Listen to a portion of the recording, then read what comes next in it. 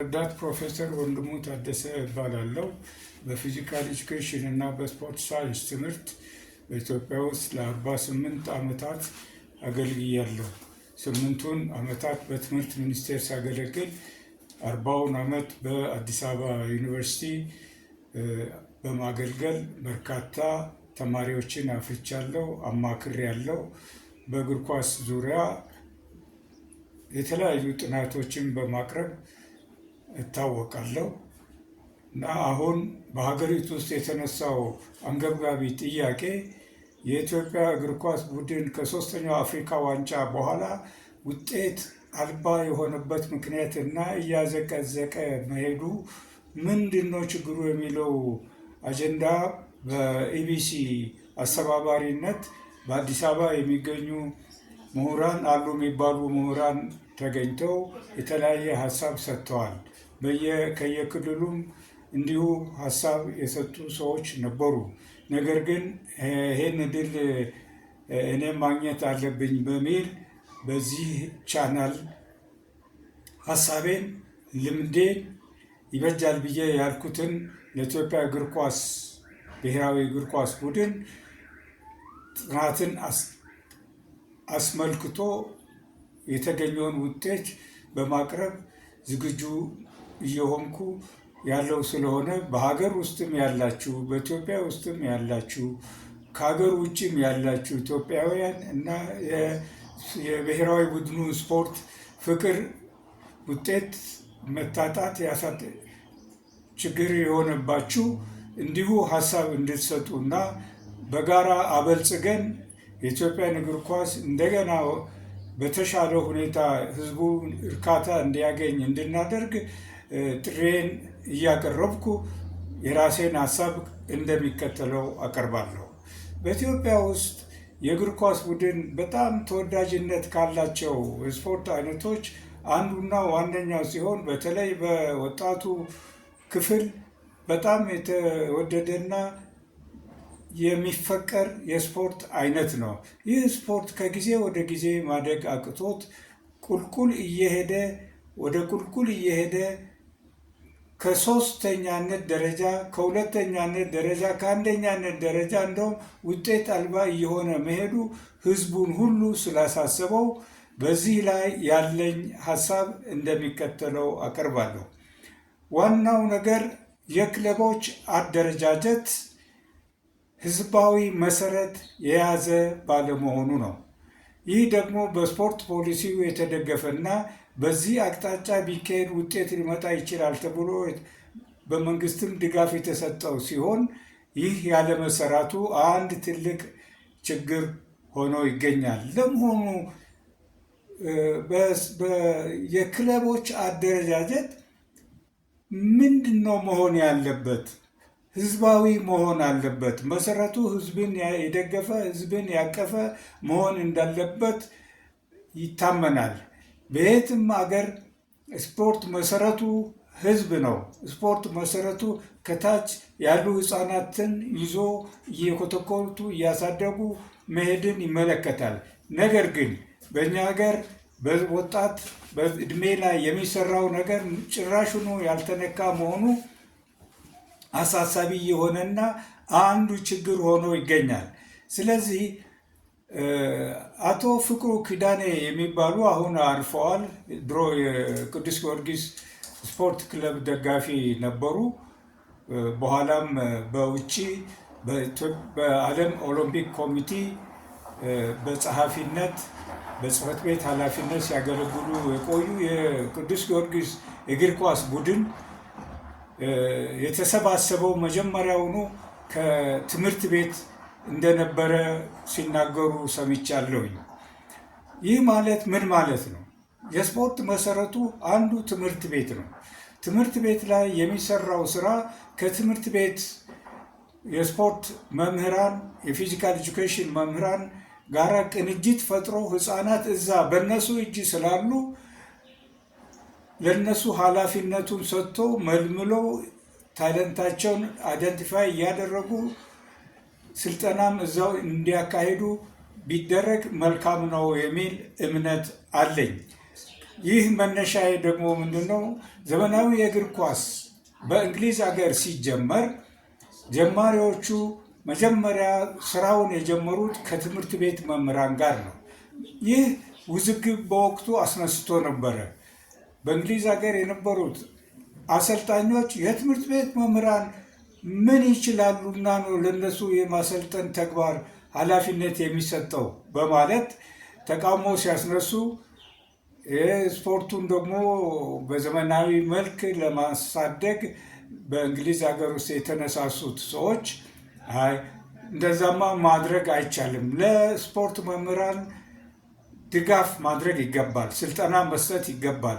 ስልጠናውን ከሰጠናቸው እነሱ እዚያው ሊያሰለጥኑ ስለሚችሉ አንዱ መሰረታችን ያ ስለሆነ ኃላፊነቱን ለነሱ መስጠት ይቻላል፣ ያስፈልጋል ብለው በማመን ይህንን እምነት ተግባራዊ በማድረጋቸው ከዚያ እንግዲህ ስፖርቱ እየተስፋፋ እንደሄደ ነው።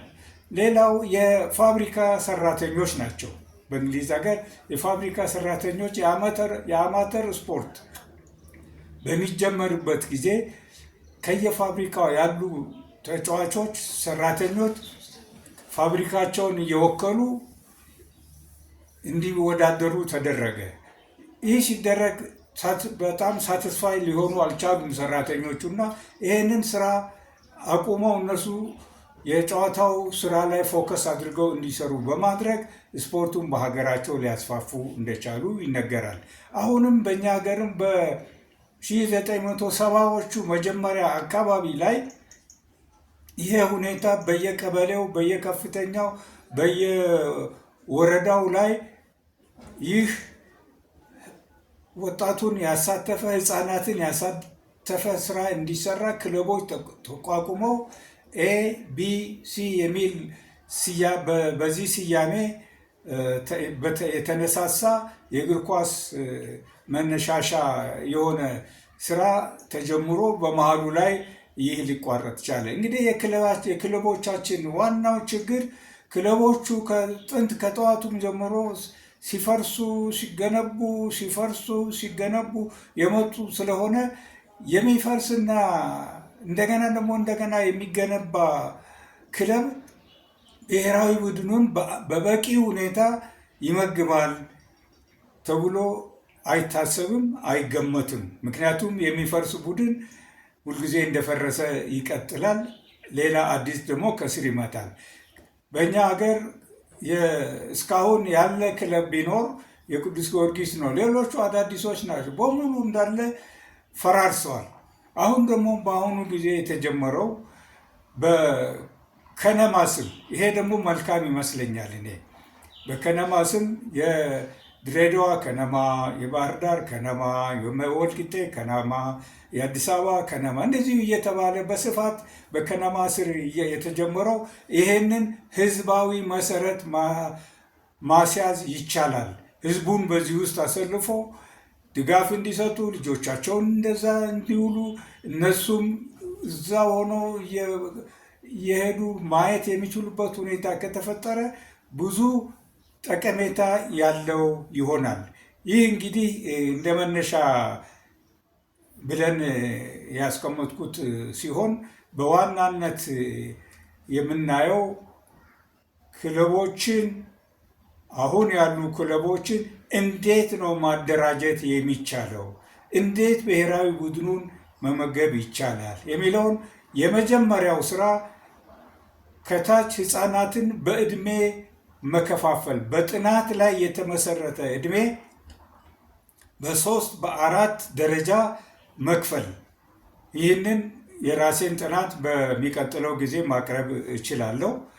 ይህ ጥናትን የተመለከተ ጉዳይ በመሆኑ በዚህ አግባብ ከጀመርን እድሜያቸው ምን ይጠይቃል፣ በሳምንት ምን ያህል ጊዜ ነው የሚሰሩት፣ ምን ያህል እርዝማኔ ያለው የስልጠናው ጊዜ የሚለውን ነገር ማየት የሚቻል ይሆናል።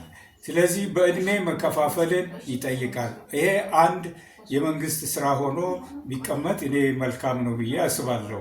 ምክንያቱም መንግስትን የሚወክለው ክፍል የስፖርት ኮሚሽን ይሄንን አጥንቶ በራሱ ኤክስፐርቶች አጥንቶ ለውይይት ቢያቀርብና ይሄ ዳብሮ ከዳበረ በኋላ በሀገሪቷ ውስጥ ወጥ የሆነ የእድሜ ክልል ስራ ቢጀመር ማንዋል ቢዘጋጅ መልካም ነው ብዬ አስባለሁኝ።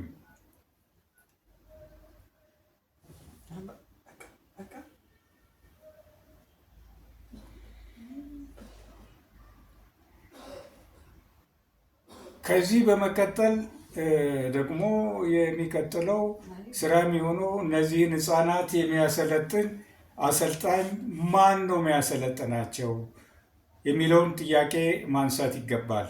ስልጠና ዝም ብሎ ኳስ ይዞ ኳስና ፊሽካ ይዞ ወደ ህፃናት ጋር ወደ ወጣቶች ጋር መሄድ ሳይሆን ራሱን የቻለ የስልጠና እውቀት ያስፈልጋል። የኮቺንግ እውቀት፣ ኮቺንግ እና ስልጠና ሁለቱ የተለያዩ ነገሮች ናቸው። እሱን በቀጣይነት ማብራራት የሚቻል ይሆናል። እሱም ማብራሪያ መለሱ እሰጣለሁ እና አሰልጣኞቹ ባላቸው እውቀት ላይ ለልጆቹ የሚመጥኑትን የኤክሰርሳይዝ አይነቶች፣ የድሪል አይነቶች ተመርጦ በማኑዋል ውስጥ መግባት ይኖርበታል።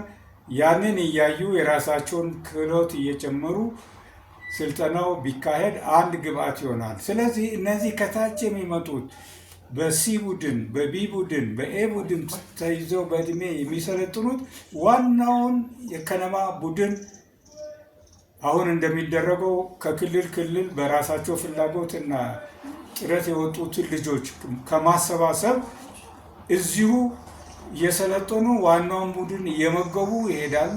ሁሉም ሶርሳቸው ወይም ደግሞ ምንጫቸው የተጫዋች ምንጫቸው ይሄ ሊሆን ይችላል ማለት ነው።